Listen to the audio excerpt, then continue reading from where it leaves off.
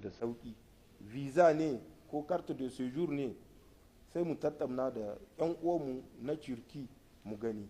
Me wannan zancen tun bara ɗai muke bisa kai gare shi, abu ne da bai yiwuwa kak guda a ce ɗaya rana an samu an ciwo kan shi. Nijar da kuke gani, Nijar ma bisa iyaka in ka shigo ba bisa kai ga ka'ida ba, baka da carte de séjour ko baka da visa, mai da ka aka yi tsakankan nan mu fa ba mu buɗe iyaka ba mu kai wurin da muke buɗe iyaka wadda duk 'yan ƙasa afirka da ko 'yan wake ƙasa ke iya shigowa su hita ba sai an tambayi takarda ba, tunda harakar tsaro kun san da ita wannan da muke ciki. In mun ce haka za mu yi yau, gobe ban san ba in muna ganin sahe. In mun ce mu buɗe iyaka kowa ke so ya shigo, ba kowa ne mai shigowa ba ke da zowa da nuhin kirki. Cikin 100 yadda guda ko biyu kawai za ka ganin sun shigo da niyyar kwarai da niyyar alheri. 908 waɗannan don su yi cuta ne. To in kun bari sun shigo haka nan cikin sakaci, wa kun kai ma ɓanna, ƙasar ku kun kai ma ɓanna. Kenan dan gyara mun ka zo, gyara shine wannan refondation. Kenan abinda ba bisa hanya bane, ba bisa ka'ida bane, ba mu sa ku bisa wannan hanya. Kokarin da za mu yi, ministre des affaires étrangères yana nan, kamar abinda mun ka fara ne yau da shekara biyu shine za mu ci gaba da yi, dan mun san dan mine sun ka ɗauki waɗannan matakai.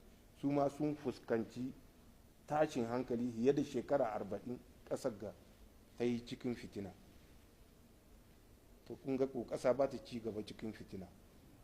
Yau in akwai wanda ya san da wannan, ba hidan Nijar ba, tunda kuɗin da muke samu da dama cikin sayan makamai ne muke sa su, maimakon a sa su wani hanya da zai unhani 'yan ƙasa gaba ɗaya. Amma mun san unhani duka bai zowa cikin tashin hankali. In ƙasa na cikin tashin hankali babu wani abin da za a yi.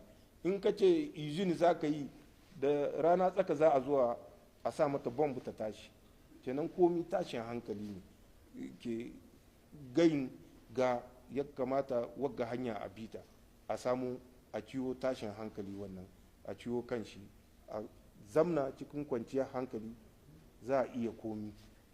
Etudiyan su samu burs, su samu accessoire cikin kwanciyar hankali.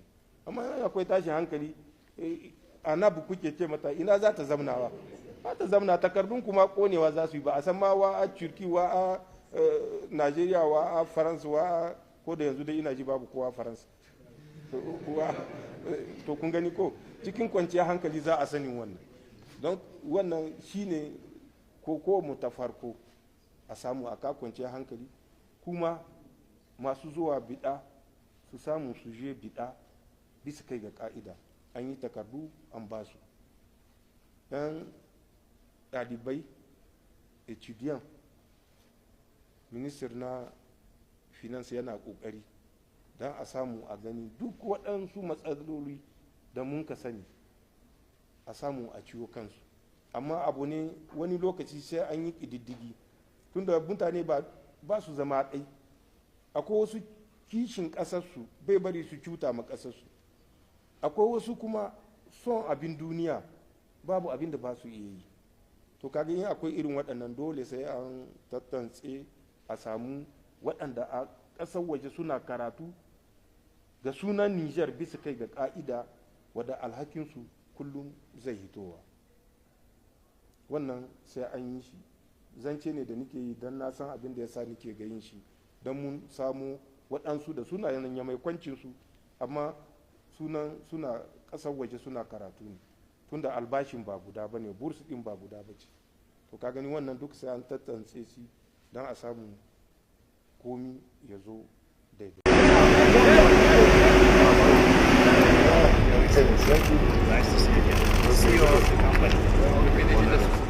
C'est dans une démarche résolument tournée vers la souveraineté industrielle et technologique que le président de la République, chef de l'État, le général d'armée Abdraman Chani, a effectué une visite marquante aux installations de Turkish Aerospace Industry, fleuron de l'aéronautique et de la défense de la République de Turquie, reconnu sur la scène internationale. Accueilli avec tous les honneurs par les hauts responsables de ce complexe d'excellence, le chef de l'État et sa délégation ont été plongés au cœur d'un écosystème industriel de premier plan. De la conception à la maintenance des aéronefs civils aux systèmes militaires les plus avancés, en passant par les innovations spatiales et les technologies de défense de rupture. La visite des hélicoptères a constitué l'un des temps forts de cette journée. Le président de la République, le général d'armée Abdraman Chani, a été conduit au cœur des lignes de production où sont assemblés ces appareils d'exception. Les ingénieurs et techniciens de Turkish Aerospace ont pris le temps de lui fournir, lui et sa délégation, des explications détaillées et précises sur chaque modèle présenté, leurs caractéristiques techniques, leurs performances opérationnelles, les innovations embarquées ainsi que les conditions dans lesquelles ils sont déployés, aussi bien pour des missions militaires que civiles et humanitaires. Une présentation rigoureuse et exhaustive qui a permis au chef d'État de saisir pleinement l'étendue du savoir-faire turc dans ce domaine hautement stratégique. Cette immersion technique a visiblement retenu toute l'attention du président de la République, illustrant l'intérêt stratégique que le Niger accorde au développement de ses capacités aériennes dans un contexte sécuritaire exigeant.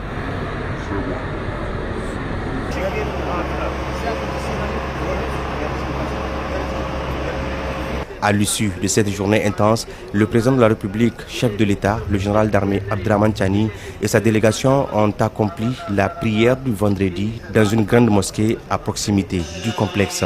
Un moment de recueillement sincère au cours duquel des prières ont été élevées pour la paix, la stabilité et la prospérité du Niger ainsi que pour l'ensemble des nations de la Confédération des États du Sahel. À la sortie de la mosquée, une scène d'une touchante humilité est venue clore cette journée d'exception.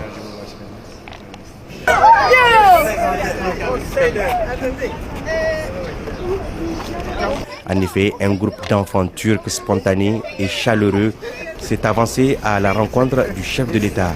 Avec toute l'affection et la simplicité qui le caractérise, le président de la République a pris le temps de les saluer, ému par cet accueil du cœur sous les regards attendris des familles présentes.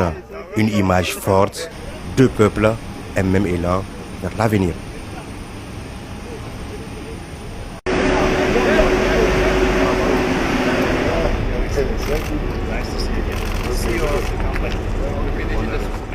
C'est dans une démarche résolument tournée vers la souveraineté industrielle et technologique que le président de la République, chef de l'État, le général d'armée Abdraman Chani, a effectué une visite marquante aux installations de Turkish Aerospace Industry, fleuron de l'aéronautique et de la défense de la République de Turquie, reconnu sur la scène internationale. Accueilli avec tous les honneurs par les hauts responsables de ce complexe d'excellence, le chef de l'État et sa délégation ont été plongés au cœur d'un écosystème industriel de premier plan. De la conception à la maintenance